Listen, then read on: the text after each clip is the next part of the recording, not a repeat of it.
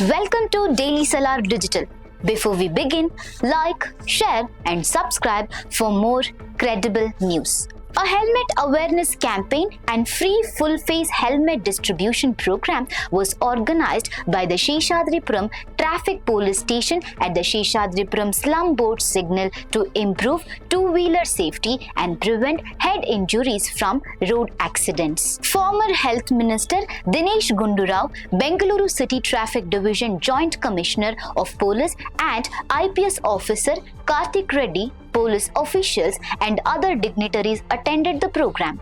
Full-face helmets were distributed free of cost to two-wheeler riders along with awareness on safe driving and quality helmets. Riders were warned against using cap-style helmets and advised to use proper ISI standard helmets. While addressing the media, Dinesh Gundurao said the importance of wearing helmet, and he remarked that approximately 800 to 900 people die in bike-related road accidents, while many others became disabled, unable to work or suffer serious injuries. He identified overspeeding and not wearing helmets as major causes of serious consequences. He stated that many people continue to ignore helmet rules despite repeated instructions, while some use poor quality helmets that may break during accidents and fail to protect them. He stressed that wearing a helmet only to avoid a police fine is not enough.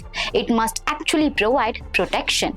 He asserted that riders should choose helmets according to the type of two-wheeler they use, as different helmets are designed for different purposes. He emphasized that both the rider and pillion passenger must wear helmets, including children and women, as pillion riders can also suffer serious injuries. He warned against the belief that accidents happen only to others, noting that when a serious accident occurs, the entire family is affected. He called on people to give up carelessness and negligence.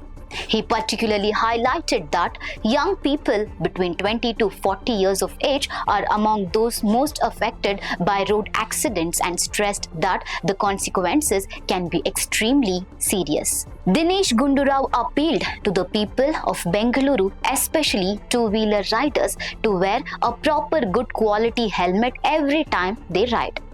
The program carried the key message: wear a helmet, save a life.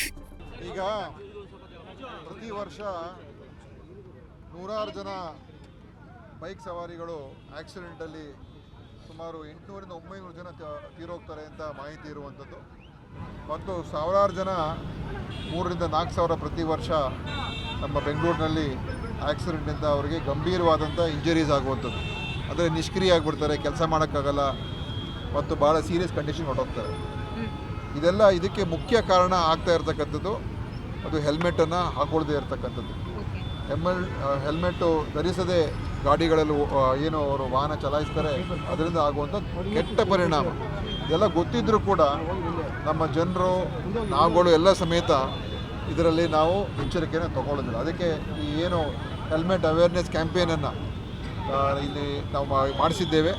ನಮ್ಮ police ಇಲಾಖೆ ಅವರ ಸಪೋರ್ಟೊಂದಿಗೆ ನಮ್ಮ steel bird company, helmet company ಏನಿದೆ, ಅವರು ಉಚಿತವಾಗಿ ಇವತ್ತು 300 ಹೆಲ್ಮೆಟ್ಗಳನ್ನು ಒಂದು ಜನರಿಗೆ ಜಾಗೃತಿ ಮೂಡಿಸ್ತಕ್ಕಂಥದ್ದಕ್ಕೆ ಅವರು ಮುಂದೆ ಬಂದು ಸ್ಪಾನ್ಸರ್ ಮಾಡಿದ್ದಾರೆ. ಮತ್ತು ನಮ್ಮ ಓಂ ಸಾಯಿ ಹೆಲ್ಮೆಟ್ ಪ್ಯಾಲೇಸ್ ಅವರು ನಮ್ಮ ಕ್ಷೇತ್ರದಲ್ಲೇ ಅವರು ಡಿಸ್ಟ್ರಿಬ್ಯೂಟರ್ಸ್ ಇದ್ದಾರೆ. ಸೊ ಅವರು ಇದೇನಾದ್ರು ಮಾಡಬೇಕು ಸರ್ ಅಂತ ಹೇಳಿ, ಯಾಕೆಂದರೆ ನಾವು ಎಷ್ಟು ಹೇಳಿದ್ರು ಕೂಡ ಜನ ಅದಕ್ಕೆ ಅನೇಕ ಜನ ಅವರು ಹೆಲ್ಮೆಟ್ಗಳು ಹಾಕ್ಕೊಳ್ತಾರೆ. ಮತ್ತು ಇನ್ನೊಂದು ಏನಂದರೆ, ಕೆಲವರು ಜನ ಹೆಲ್ಮೆಟ್ ಹಾಕ್ಕೊಳ್ತಾರೆ.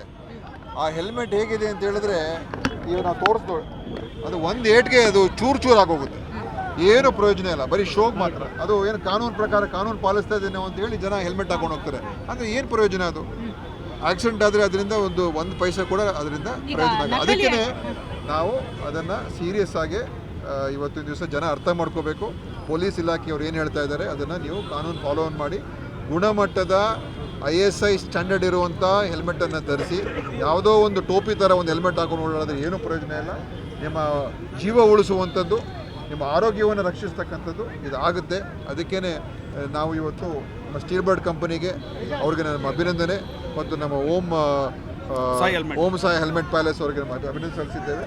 ಇವತ್ತು ಪೊಲೀಸಿನ ಜಾಯಿಂಟ್ ಕಮಿಷನರ್ ಕೂಡ ಬಂದಿದ್ದರು. ನಾವು ಇವತ್ತು ಸಾರ್ವಜನಿಕರಿಗೆ ಅವ್ರಿಗೆ ನಿಲ್ಲಿಸಿ ನಾವು ಹೆಲ್ಮೆಟನ್ನು ಧರಿಸುವಂಥ ಕೆಲಸ ಮಾಡಿದ್ದೇವೆ. ಪ್ರತಿಷ್ಠಿತ ಕಂಪನಿಗಳೇ ಈಗ ಮಾರಾಟ ಮಾಡ್ತಾ ಇದೆ, ಅವ್ರಿಗೆ ಏನು ಕಿವಿ ಮಾತು ಹೇಳ್ತೀರಾ? ಇಲ್ಲ, ಪ್ರತಿಷ್ಠಿತ ಕಂಪನಿ ಮಾರಾಟ ನೋಡಮ್ಮ, ಕ್ವಾಲಿಟಿ ಇರಬೇಕಷ್ಟೇ. ಕೆಲವರೆಲ್ಲ ಬೇರೆ ಬೇರೆಗೋಸ್ಕರ ಕ್ಯಾಬ್ಗಳು ಮಾಡ್ತಾರೆ. ಕನ್ಸ್ಟ್ರಕ್ಷನ್ ಎಲ್ಲೋ ಒಂದು ಕಡೆ ಕೆಲಸ ಮಾಡೋದಕ್ಕೆ ಅದು ಬೇರೆ. ಇದು ವಾಹನ ಚಲಾಯಿಸ್ತಕ್ಕಂಥದ್ದಕ್ಕೆ, ದ್ವಿಚಕ್ರ ವಾಹನಗಳು ಓಡಿಸ್ತಕ್ಕಂಥವ್ರಿಗೆ ಯಾವ ಥರ ಹೆಲ್ಮೆಟ್ ಅಂತ ಈಗಾಗಲೇ ಅದಕ್ಕೆ ನಿಗದಿಯಾಗಿದೆ. ಅದರ ಪ್ರಕಾರ ತಗೊಳ್ಳಿ ನೀವು. ಸುಮ್ಮನೆ ಇವತ್ತು ಯಾರು ಓಡಿಸ್ತಾರಲ್ಲ ಅವ್ರು ಮಾತ್ರ ಅಲ್ಲ, ಹಿಂದೆ ಯಾರು ಕೂತ್ಕೊಳ್ತಾರೆ, ಹೆಚ್ಚು ಆಕ್ಸಿಡೆಂಟ್ಸ್ ಆದಾಗ ಹಿಂದೆ ಕೂತಿರೋರಿಗೆ ದೊಡ್ಡ ಇಂಜುರಿ ಆಗಿ ಹೋಗುತ್ತೆ.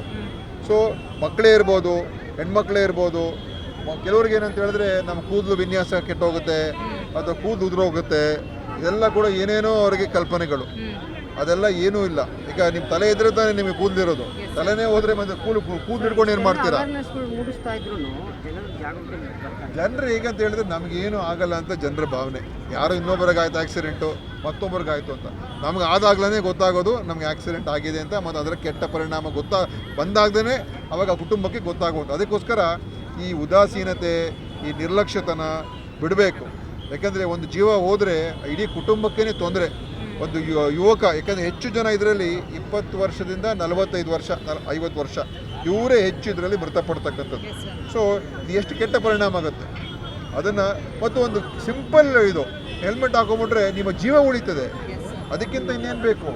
ಅದನ್ನು ದಯವಿಟ್ಟು ಮಾಡಿ ಅಂತ ನಾನು ಬೆಂಗಳೂರಿನ ನಾಗರಿಕರಿಗೆ, ಬೈಕ್ ಸವಾರಗಾರರಿಗೆ ನನ್ನ ಮನವಿ ಮತ್ತು ಆಗ್ರಹಿಸ್ತಾ ಇದ್ದೀನಿ.